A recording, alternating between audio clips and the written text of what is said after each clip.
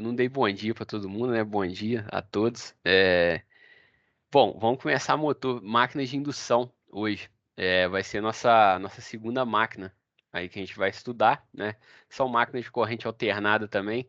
Lá na introdução falei bem por alto ali a diferença da máquina síncrona para a máquina de indução. A gente ficou um tempão aí vendo máquina síncrona, né? Ficamos muito tempo em gerador, depois eu falei um pouquinho de motor. A gente viu que é a mesma máquina, né? Só tudo é igual, as equações são iguais, circuito equivalente, só o modo de operar que é diferente mesmo, tá? E isso é verdade na prática também. A gente pode pegar uma máquina ali, síncrona e operar ela tanto como motor como quanto gerador, tá? Isso aí não é só na teoria, não, gente. Isso aí é uma verdade. Bom, e a gente vai partir para a nossa segunda máquina, que a gente vai ficar um bom tempo nela, tá? A gente vai até janeiro aí nas máquinas de indução é, que são tão importantes quanto as máquinas síncronas, né? Cada uma voltada para uma aplicação mais específica e preferida, né?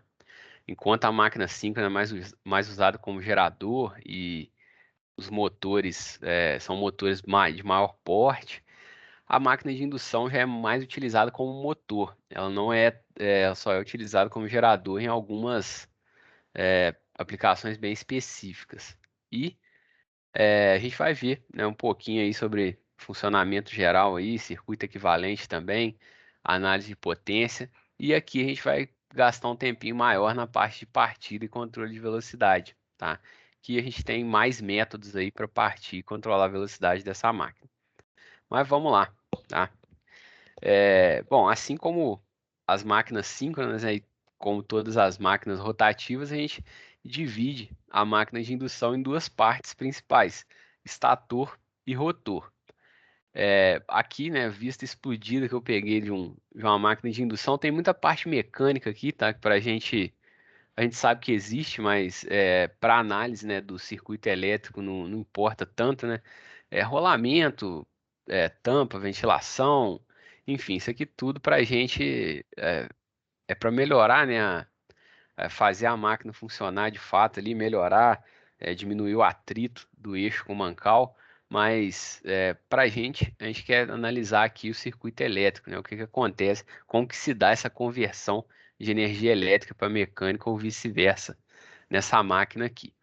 Bom, olhando aqui, essa vista explodida é muito parecido, tá? O estator é idêntico à da máquina síncrona, não muda nada. O que vai mudar é o rotor e a maneira de operar, tá? Bom, a máquina de indução, gente, ela recebe esse nome, né, máquina de indução, porque a gente vai induzir tensões no rotor, tensões e correntes. Na máquina síncrona, o que que a gente fazia com o rotor? A gente alimentava ele com corrente contínua para criar um campo magnético constante. Ou a gente podia usar um rotor de ímãs permanentes, tá? Não mudava nada. O objetivo era a gente obter o nosso campo magnético do rotor constante. Mas o mais comum é alimentar em corrente contínua, até porque a gente tem um controle ali da corrente de campo, né, o que o ímã permanente não permite. Ele me daria um campo magnético aí com valor fixo, né? Bom, e na máquina de indução é diferente, tá? Ela recebe esse nome justamente porque o modo de operação dela é diferente. A gente vai induzir tensões correntes no rotor. A gente tem condutores no rotor curto-circuitados, onde a gente vai induzir correntes para produzir um campo magnético no rotor, tá? Ele não é constante, igual o campo magnético que a gente produz na máquina síncrona, mas simplifica a operação, porque eu não preciso de uma fonte de corrente contínua para alimentar o meu rotor. Então, eu preciso aqui só da minha fonte de corrente alternada para alimentar o estator, e eu consigo fazer essa conversão eletromecânica de energia sem precisar de uma fonte adicional. Então, isso aí simplifica bastante a operação desse motor e eu atribuo a isso e alguns outros fatores aí ele ser o preferido na indústria, tá? Mas eu vou falar de outros fatores também, porque que ele é o mais utilizado. As máquinas de indução, gente, elas também recebem outro nome aí que é máquina assíncrona, tá? Parece que ela fica o contrário da máquina síncrona. Então, esses dois nomes aí, eu estou me referindo à mesma máquina. E por que que ela recebe também esse nome de máquina assíncrona? Porque ela é o contrário da síncrona? Não, tá? Porque ela não gira na velocidade síncrona. Ela gira com uma velocidade um pouquinho abaixo da velocidade síncrona e essa velocidade varia um pouquinho de acordo com o torque da carga mecânica. Por isso que ela recebe esse nome de máquina assíncrona. Mas a gente vai ver em detalhes aí essa característica assíncrona dessa máquina. Bom, assim como as máquinas síncronas, a gente pode operar uma máquina de indução tanto como motor como quanto gerador. Mas o mais comum da gente ver na prática são as máquinas de indução operando como motor de indução. Ela é amplamente utilizada na indústria, essa máquina, é a mais utilizada. Como gerador, até pouco tempo eu ia falar para vocês que ela nem era utilizada como gerador, que é possível utilizar, mas que ninguém utilizava. Mas existem algumas aplicações bem específicas relacionadas à energia eólica, principalmente, que é utilizado gerador de indução. É interessante utilizar um gerador de indução para, dependendo da turbina eólica e do sistema elétrico na qual está conectada, mas é uma aplicação muito específica e não é uma máquina é, simples igual a gente vai estudar. É uma máquina de indução um pouquinho mais complexa do que essa aqui que a gente vai utilizar. Ela tem uma pequena modificação. A gente não vou entrar em detalhes, tá? Mas só para vocês saberem que a máquina de indução é utilizada como gerador também para aplicações de energia eólica.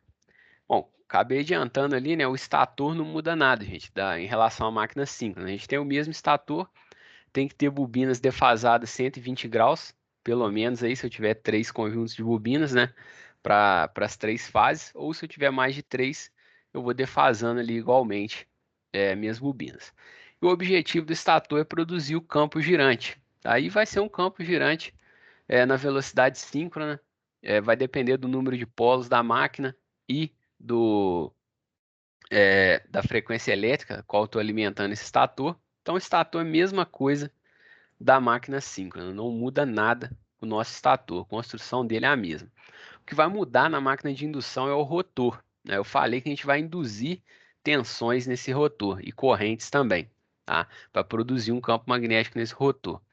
Bom, e a gente tem dois tipos de rotor que a gente pode utilizar em máquina de indução. É o rotor gaiola de esquilo, que é esse aqui da foto, tá? Ou o rotor em anéis, que também é chamado de rotor bobinado. Bom, esses dois tipos de rotor, o objetivo de utilizar eles é o mesmo, é só a construção deles que é diferente, tá? A gente tem condutores aqui curto-circuitados onde a gente vai induzir essas correntes na nossa máquina, tá?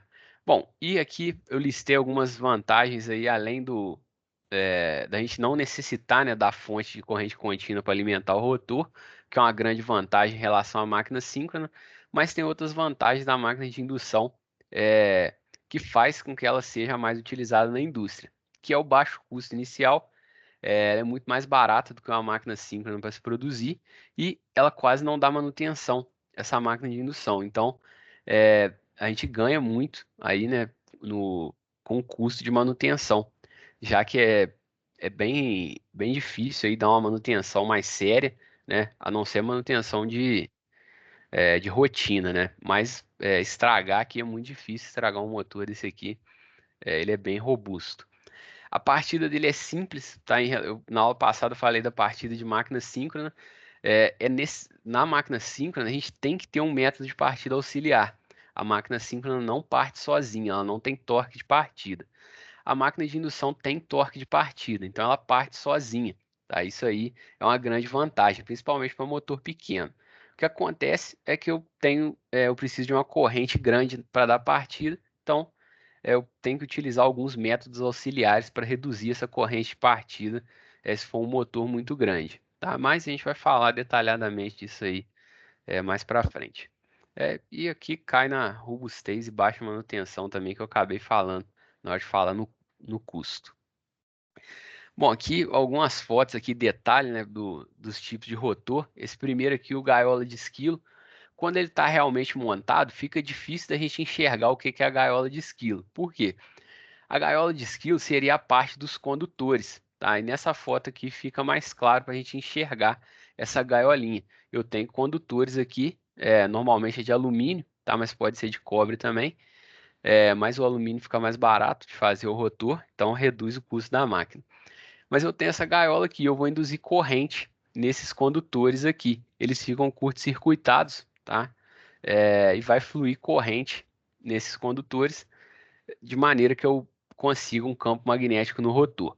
Mas, na prática, essa parte de alumínio, né, essa gaiola de alumínio, ela vai ficar imersa em material ferromagnético. Para quê? Para eu intensificar o meu campo magnético. Então, se eu abrir um motor de indução, a cara do rotor vai ser assim. Eu tenho a minha gaiola de esquilo, eu consigo ver aqui algumas ranhuras, né?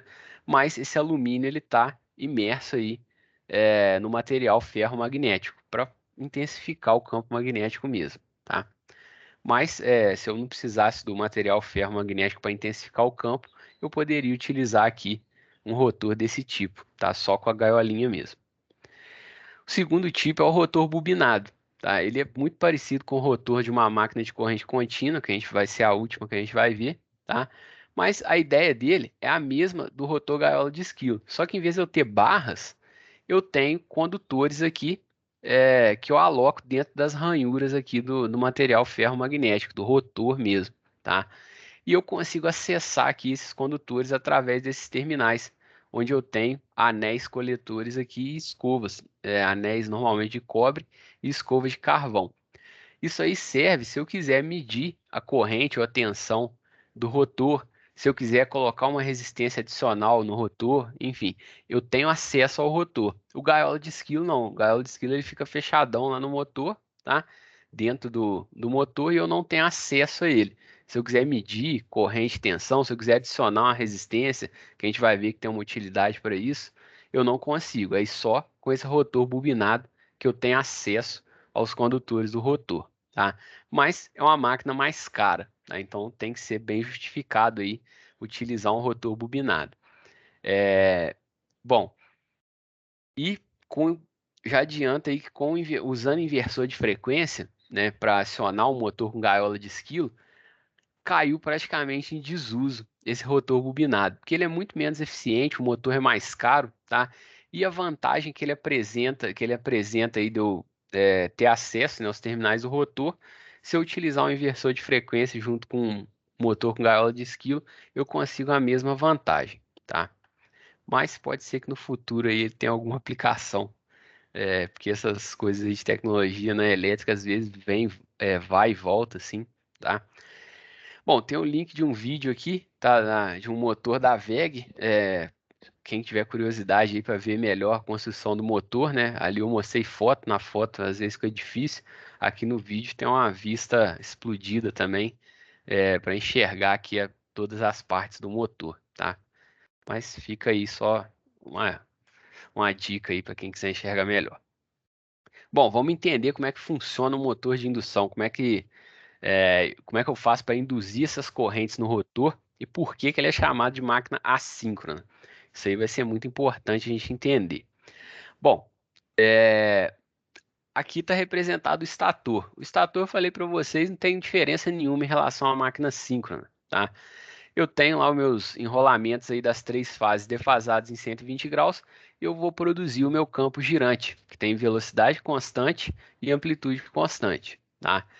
Bom, mas isso aí não é novidade para a gente. A velocidade síncrona em RPM eu calculo com aquela mesma fórmula da máquina síncrona, não muda nada, tá? Vai depender do número de polos e da frequência elétrica. Essa aqui é a velocidade síncrona, é a velocidade do campo girante, mas não é a velocidade do rotor. E a gente vai entender por quê. Bom, aqui adicionei aqui na figura o rotor, tá? Eu tenho minhas barras, né? Pensa lá principalmente no gaiola de esquilo, eu tenho minhas barras transversais aqui que são essas bolinhas aqui no rotor. Bom, pensando no rotor inicialmente parado, né? Eu tenho que tirar esse rotor da inércia. O que que vai acontecer quando o campo girante cortar essas barras? Essas barras são condutores, tá? E o campo girante vai passar cortando eles, vai induzir tensão e, consequentemente, vai induzir corrente, já que eles estão curto-circuitados, segundo a lei de Faraday, né? Se eu tenho campo variável aí na presença de um condutor, eu vou induzir tensão nesse condutor. Bom, e se eu olhar aqui, né, na direção do campo magnético do estator, do BS, na parte de cima aqui, dos condutores do rotor, eu vou induzir tensão em um sentido, tá? A velocidade relativa do condutor em relação ao campo magnético é contrária, na direção contrária, né? Se eu pular aqui no campo magnético aqui, pendurar nele, o campo magnético vai ficar parado para mim, né? A gente sabe que ele está girando na verdade, mas se ele ficar parado para mim, é como se o rotor tivesse girando no sentido contrário. Então, a velocidade do rotor seria nessa direção aqui. Então, o dedão na direção do rotor, indicador na direção do campo magnético, meu dedo maior apontando para mim. Tá? Eu vou induzir tensões aqui na parte de cima apontando para mim. Na parte de baixo, a mesma coisa, só que eu mudei aqui a direção do vetor velocidade. Vai ficar dedão para a esquerda, indicador para cima e dedo maior apontando para dentro da página. Bom, e assim eu consigo induzir correntes aí no rotor, porque do ponto de vista do rotor, meu campo magnético é variável, tá? Esse campo girante. Bom, e se eu induzir corrente aqui no rotor, né, tá? Esses condutores aqui estão curto-circuitados. Se eu tenho corrente por eles, eles vão formar uma espécie de bobina que vai gerar um campo magnético, que é o campo magnético do rotor. Chamei aqui de BR. Bom, e ele vai interagir com o campo magnético do estator, de maneira que a gente vai induzir um torque nesse rotor. Se a gente induzir um torque nele, ele vai sair da inércia, vai começar a movimentar e vai querer seguir o campo magnético girante do estator. Bom, mas o fato é o seguinte, eu consigo induzir corrente no rotor porque eu tenho movimento relativo entre o campo magnético girante e os condutores do rotor. Se esse rotor começar a girar e chegar na velocidade síncrona, o que vai acontecer? Eu não vou ter mais movimento relativo. Por quê? Porque o rotor vai estar movimentando na mesma velocidade do campo magnético, eles vão entrar em sincronismo. Se ele entrar em sincronismo, eu vou deixar de induzir corrente no rotor, tá? Eu vou perder o meu campo do rotor. E bom, por isso que essa máquina é chamada de assíncrona. Por quê? Eu nunca posso chegar na velocidade síncrona, senão eu vou deixar de induzir corrente no rotor. Eu vou deixar de ter movimento relativo entre o campo do estator e as barras do rotor. Tá? Então, esse motor ele sempre vai chegar perto da velocidade síncrona, mas sempre vai ter uma diferençazinha de velocidade entre o rotor e o campo do estator, para que eu possa continuar induzindo corrente no meu rotor, tá? Bom, isso aqui que eu falei, eu só deixei por escrito aqui, tá? É, se eu chegar na velocidade síncrona, as barras do rotor vão ficar estacionárias em relação ao campo magnético, né? A velocidade relativa vai ser zero e eu não vou conseguir induzir tensão e corrente no rotor.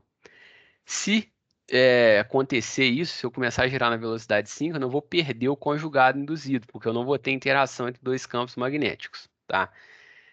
Bom, e o que vai acontecer é que o rotor vai começar a frear e eu vou voltar a induzir corrente, né? Então, é, isso aí vai virar um ciclo vicioso. Só que na prática isso aí não acontece, eu nunca chego na velocidade síncrona, porque eu sempre tenho as perdas internas do meu motor, né? Então, não tem como eu chegar na velocidade síncrona por causa dessas perdas. Eu sempre vou ter ali pelo menos o atrito, né, do rotor com eixo, do rotor com mancal influenciando, né? Então nunca vou conseguir acelerar demais o meu rotor. Bom, então tá escrito aí tudo isso aí que eu tentei explicar. Essa pequena diferença da velocidade do rotor em relação à velocidade síncrona, a gente dá nome para isso, tá? Tem nome. A gente tem que saber quantificar essa diferença, que ela é muito importante para a gente. E a gente chama de velocidade de escorregamento, essa diferença de velocidade entre a velocidade síncrona do campo do estator e a velocidade mecânica do rotor, tá? Então, eu posso quantificar ela aqui tanto em RPM quanto em radiano por segundo, essa velocidade de escorregamento, tá? E ela é essa diferença. Se eu representar essa velocidade de maneira percentual, que é o mais comum, eu chamo simplesmente de escorregamento, tá? E nada mais é do que representar essa diferença de velocidade em relação à velocidade síncrona de maneira percentual. e é o que a gente vai trabalhar mais. Guardem esse nome aqui, escorregamento. Isso aqui é extremamente importante na máquina de indução, tá? Bom, e se eu conhecer a velocidade síncrona e conhecer o escorregamento de uma máquina de indução, eu posso calcular qual que é a velocidade mecânica dela. A velocidade mecânica sempre vai ser 1 menos o escorregamento vezes a velocidade síncrona, tá? Se eu falo que uma máquina tem um escorregamento de 2%, por exemplo, isso significa que ela está girando com uma velocidade 2% abaixo da velocidade síncrona, ou seja, 98% da velocidade síncrona, tá? Então, eu tenho essa pequena diferença. E ela é necessária para o funcionamento da máquina de indução. A gente viu ali, se chegar na velocidade síncrona, não tem um movimento relativo entre o rotor e o campo do estator, e eu vou deixar de induzir corrente no rotor. Tá? Bom, só algumas observações aqui, tá? Importantes da gente enxergar sobre o escorregamento. Quando o rotor está parado, né, eu tenho velocidade zero. Nesse caso, o meu escorregamento é 1, tá? Ou 100%, dá no mesmo, tá? Por quê? Porque eu tenho uma diferença de 100% entre a velocidade do rotor e a velocidade síncrona, né? O rotor parado, então essa diferença é 100%. Se eu chego na velocidade síncrona, o escorregamento é zero, tá? Porque a diferença entre as duas velocidades é nula. Mas essa situação aqui, eu falei para vocês que não acontece, mas hipoteticamente seria escorregamento igual a zero. Quando a máquina começa a acelerar, o que acontece é que a velocidade mecânica dela vai começar a aumentar e o escorregamento vai diminuir, tá?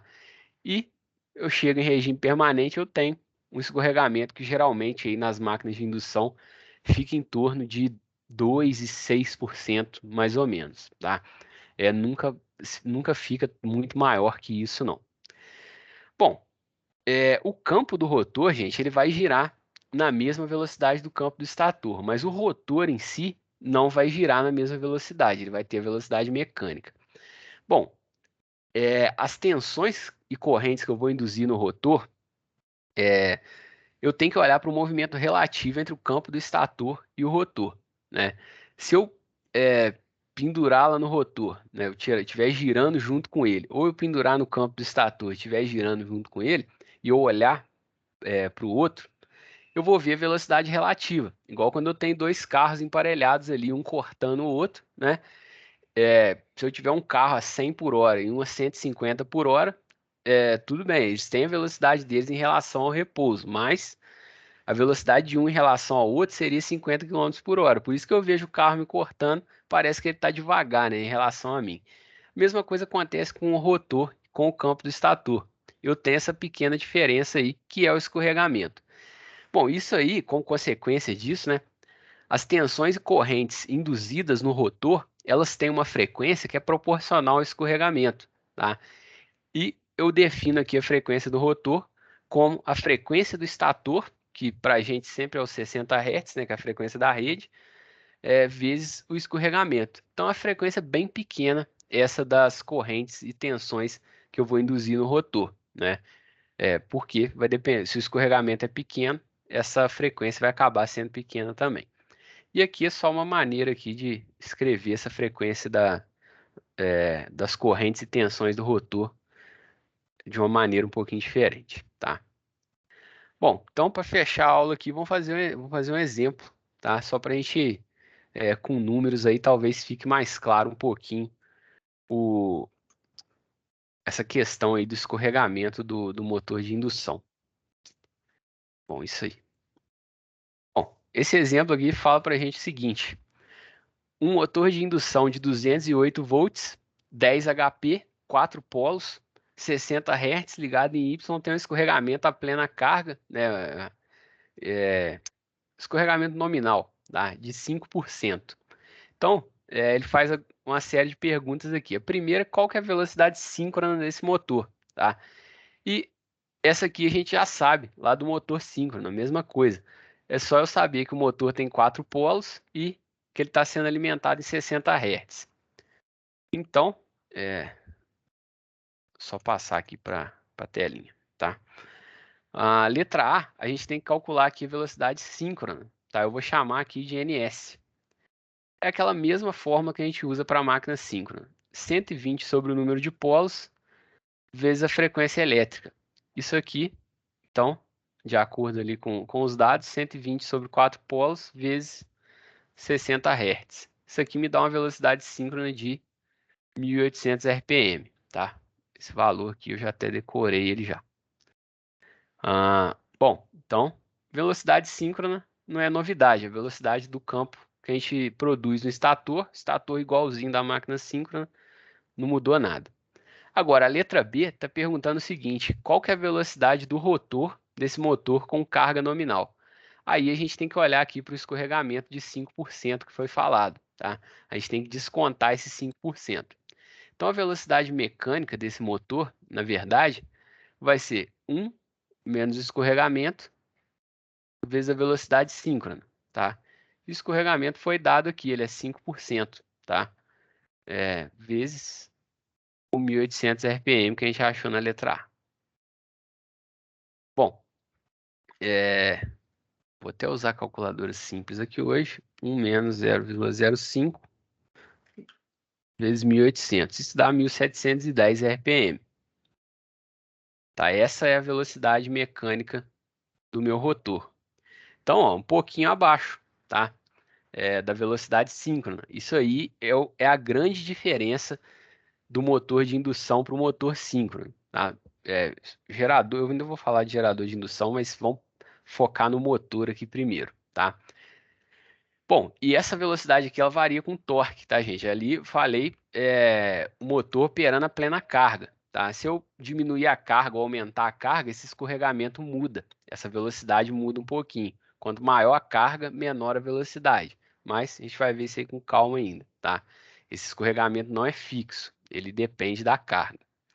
Bom, letra C, qual que é a frequência do rotor com carga nominal? Aqui está mal escrito, né, mas seria a frequência das tensões e correntes do rotor. Bom, essa aí foi a última coisa que eu falei ali, tá fresquinho ainda aí na memória, né? A frequência do rotor, ela vai ser o escorregamento vezes a frequência elétrica, tá? Isso aqui vai ser então 0,05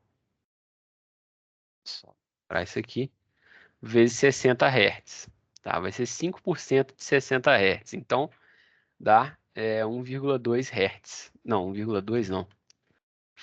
Não, melhor usar a calculadora, né? Então, não. 0,05 vezes 60. 3 Hz. Eu estava pensando em 2%. Tá? Então, isso aí. 5% da frequência. Ou seja, aqui, gente, a frequência das tensões e correntes que eu estou induzindo no rotor é uma frequência bem pequena mesmo.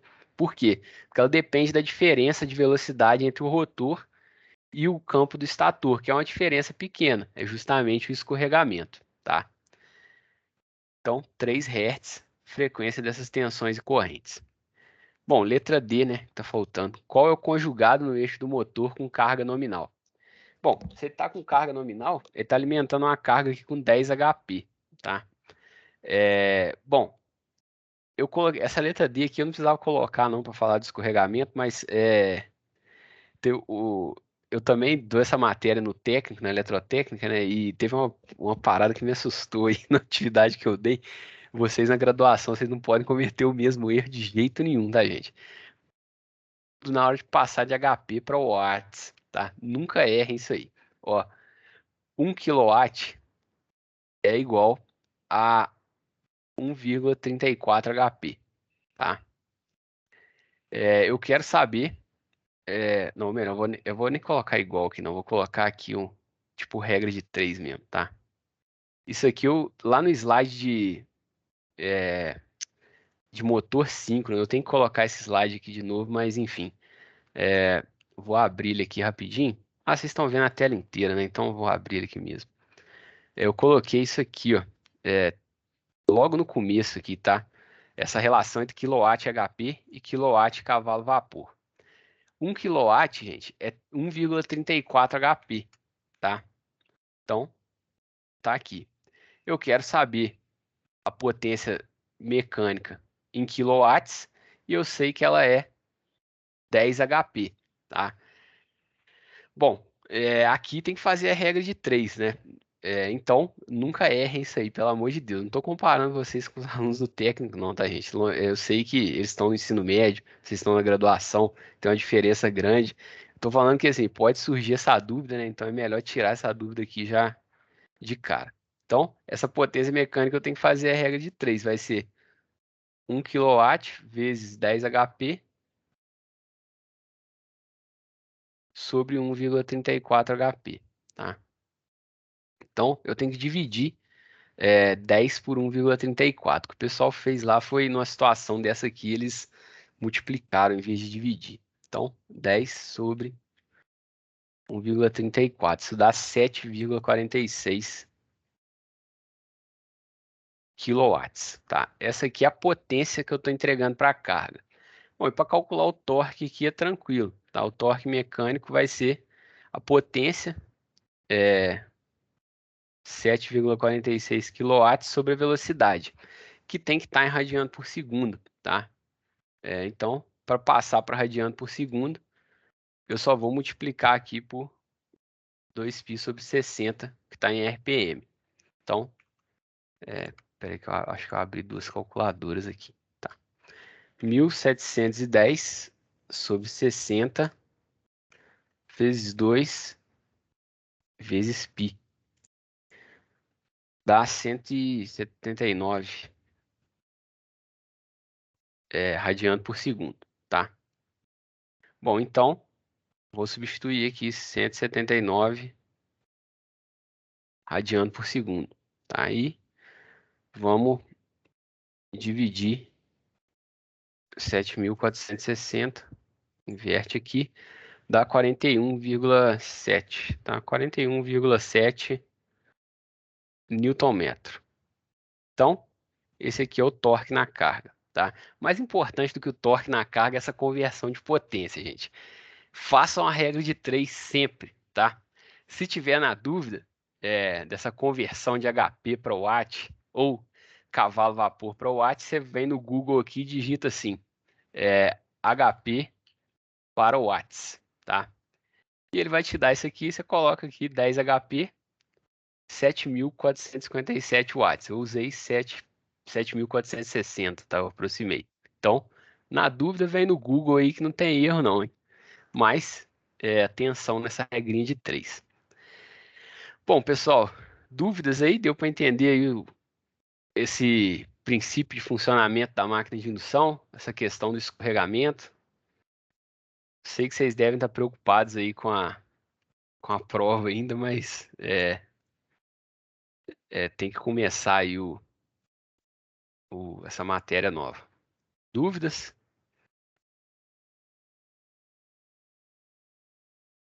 Tudo tranquilo? Por enquanto? Na hora que eu pegar exercício para fazer disso, eu vou ter dúvida. Porque eu tô pensando no gerador nesse momento. Pessoal, eu particularmente, eu acho a máquina de indução mais difícil, tá, de entender. Vocês vão ver que o circuito equivalente dela é mais complicado também um pouquinho.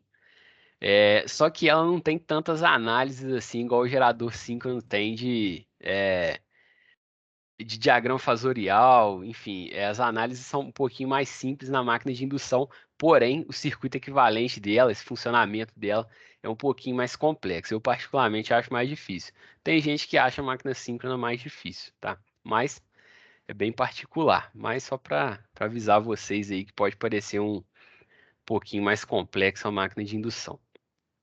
Animador, hein? Muito animado. Ou seja, vamos dedicar aí o gerador, gente. Para não ter que sofrer com indução depois. Mas assim, não, eu acho a máquina de indução mais difícil, mas a maioria das pessoas acha mais fácil, tá? Eu não sei, porque a máquina síncrona, depois que você entende, ela parece fácil, na hora de entender, ela é um pouquinho complicada mesmo, mas assim, só para mostrar aqui para vocês, esse aqui seria o circuito equivalente da máquina de indução, tá? É um modelo baseado num transformador.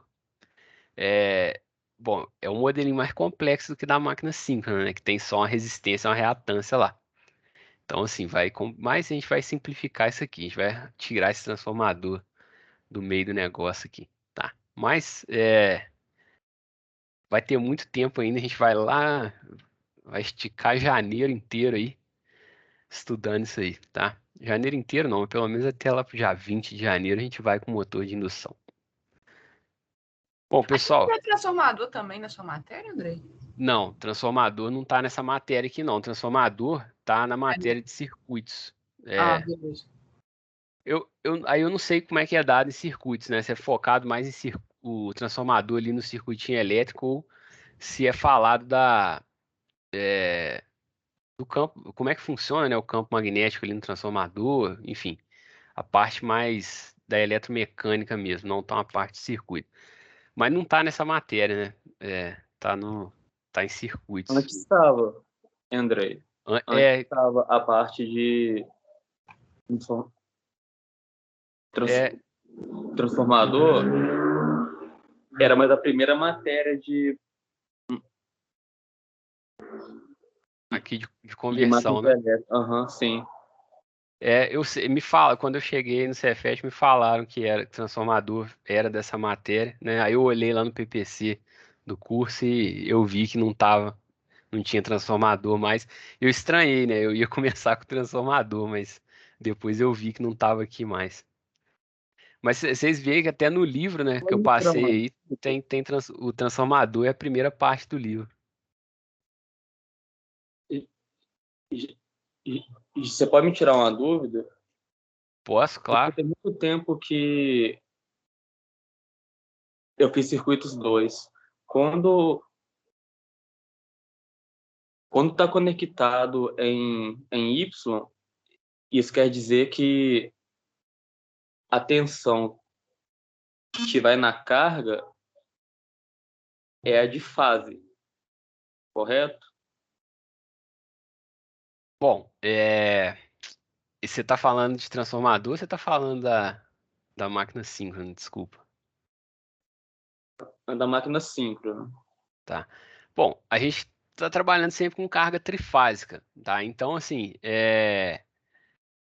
se o gerador está em Y ou em delta, não importa muito. O que vai importar é como que a carga está conectada, tá? Eu posso ter um gerador em Y ou uma carga em delta, vice-versa. Posso ter os dois da mesma forma. Mas a carga trifásica, não tem como falar se eu estou aplicando a tensão de fase ou de linha na carga, tá? Assim, a grosso modo, acho que eu posso falar que se tiver em Y, a carga, tá? O gerador não importa. Se a carga estiver em Y, eu estou aplicando tensão de fase. Se a carga estiver em delta, estou aplicando tensão de linha, tá? Mas isso vale para como a carga está conectada, não o gerador.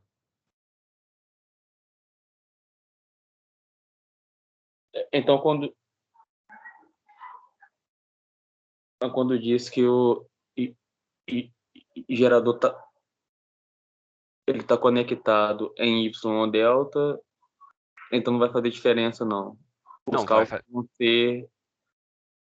Vai fazer diferença. Vai fazer diferença, sim. Para o gerador faz diferença. Mas, assim,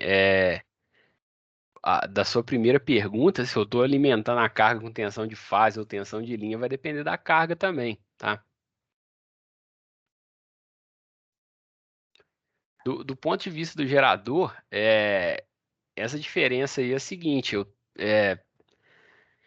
se eu conectar o gerador em Y, a tensão que eu vou ter no enrolamento de cada fase vai ser a tensão de fase, tá? Eu posso obter tensão de linha pegando terminais de duas fases.